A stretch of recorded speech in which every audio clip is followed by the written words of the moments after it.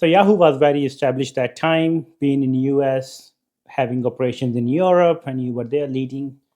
Facebook was very new that time, probably a startup, and you moved to Facebook in 2009. Yeah. That was a big decision. So walk me through your decision making process, or what did you see in Facebook that time that you were ready to basically jump the ship?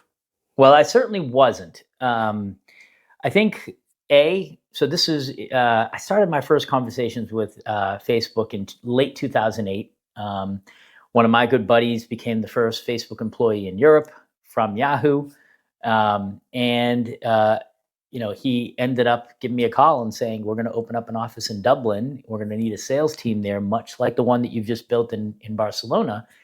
Are you interested in talking to us about that?"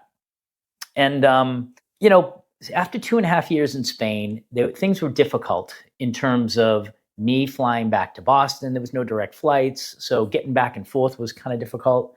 I didn't speak the language incredibly well. Like, I had taken lessons. My wife had now become very proficient, and she still is at Spanish. But like communicating, I kind of felt illiterate, not being able to read a newspaper all that effectively and so forth.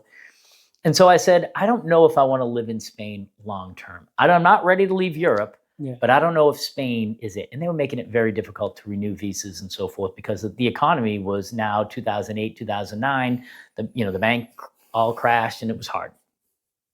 So I said, okay, let's talk to Facebook. I'm not going to take this job, but let's see what it's all about, right? And at that time, Facebook was losing money left and right. Their revenue was literally, 500 million a year. So it was tiny compared to anything that you see today. And there were only 900 employees in the company when I joined it. So that just, now, or, a couple of years ago, there were 90,000 employees. So there's a massive difference between what it was when I took that phone call versus what it ended up becoming.